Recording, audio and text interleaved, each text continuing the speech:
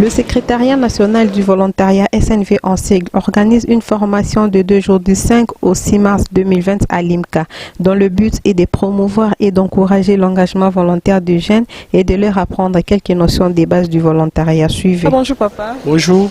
Vous êtes monsieur Dominique Kabamba, je suis chef de service formation au niveau du SNV. SNV, c'est le secrétariat national du volontariat au ministère du Plan. Voilà, monsieur Kabamba, on vous a trouvé ici à Limca en train de donner une formation. C'est quoi le but de cette formation? La formation que nous donnons aux candidats volontaires, c'est d'abord sur les notions de base du volontariat, parce qu'il faudra qu'on puisse enlever l'écueil qui existe entre le volontariat et le bénévolat. Quelqu'un confond souvent, il y a des gens qui confondent le volontaire et le bénévole. C'est pour cette raison que nous sommes là pour leur parler et montrer l'importance du volontariat dans les communautés, montrer l'importance du volontariat dans les communautés. Ce qui est très important parce qu'avec le volontariat, il y a des pays qui se sont développés. Si au niveau de notre pays, cette matière est ancrée et comprise par la population, je pense que ça peut beaucoup apporter à notre nation. Voilà, M. Kabamba, nous serons quand même bilingues. Na maman moko ya cité, maman moko ya wenze, mutu moko ya balabala.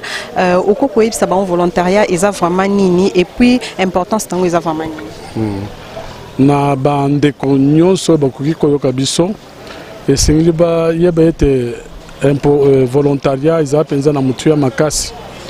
Volontariat ezali liboke ya misala oyo mutu akoki kosala ye moko sans que batinda ye na makasi. Donc il peut le faire librement pour na nini, pour na intérêt général, pour na public, pour na batu mususu ya mboka. Alors na niveau ya volontariat tant bozali kosala misala wana priorité na yo pesi na misolote.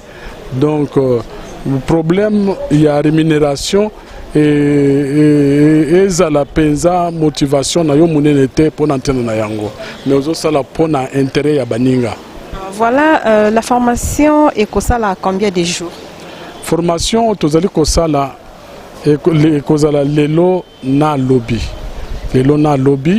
et ensuite semaine où izali koya tokozala lisusu na formation likolo ya entrepreneuriat et sengili ba jeune bakoka koyeba eloko ou bien bandeko basi pe mibali bayeba eloko nini bakoki kosala les fondamentaux oyo sengeli pote mutu abanda entreprise na ye.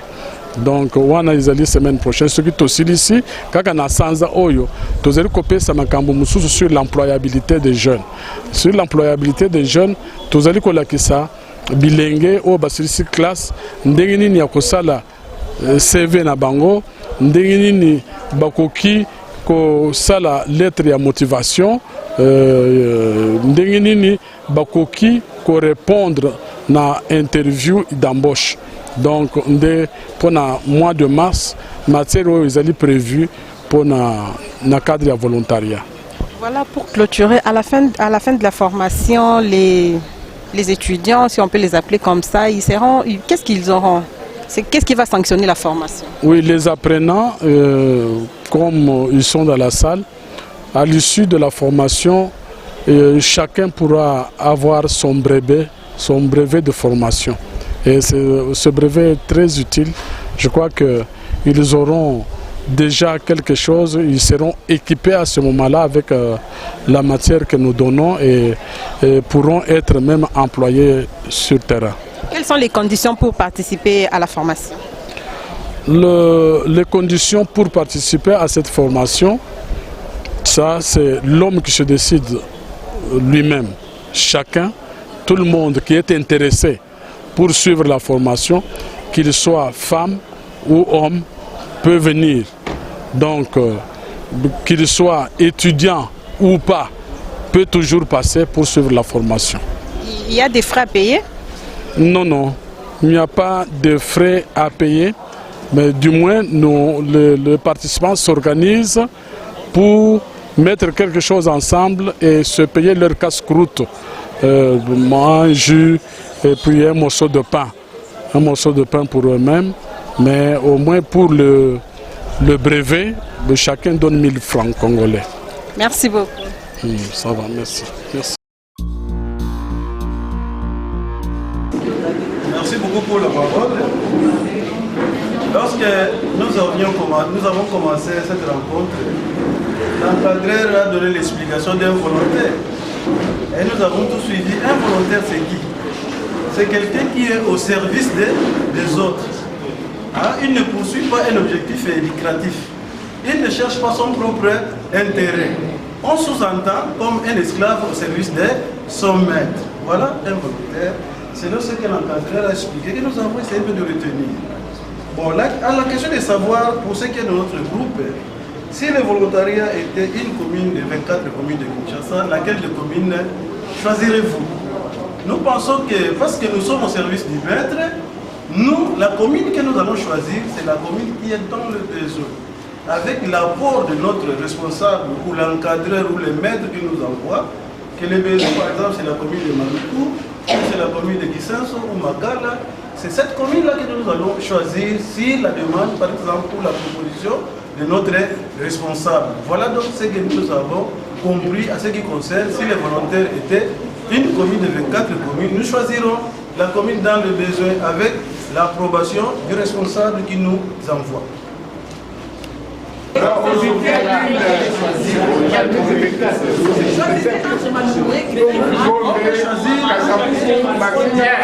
choisir la commune de Kisenso par exemple.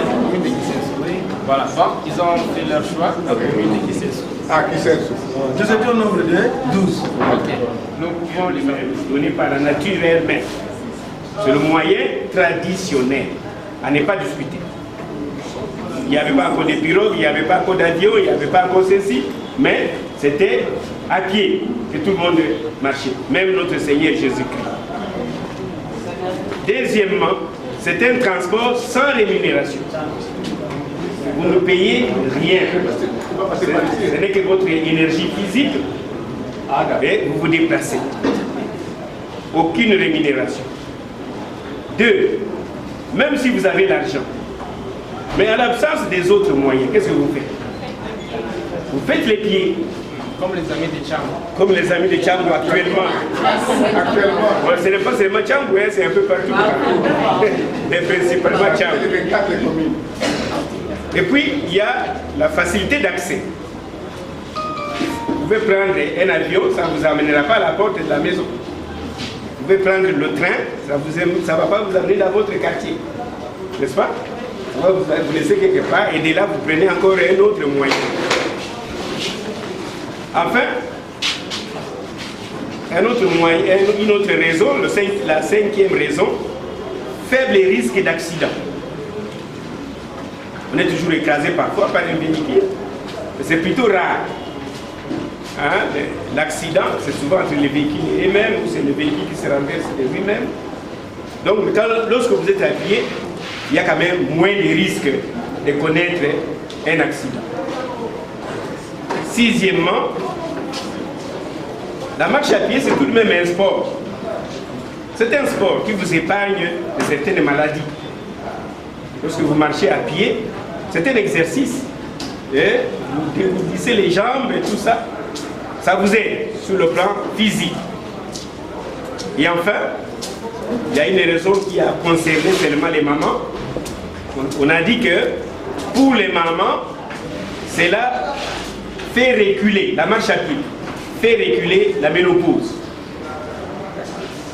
Ça a été dit que la ménopause elle-même, en elle-même, n'est pas une maladie, mais ça fait quand même reculer le moment que cela intervient. Voici, chers amis, les raisons qui nous ont poussés à choisir la marche à pied comme le moyen de transport qui se rapproche de plus en plus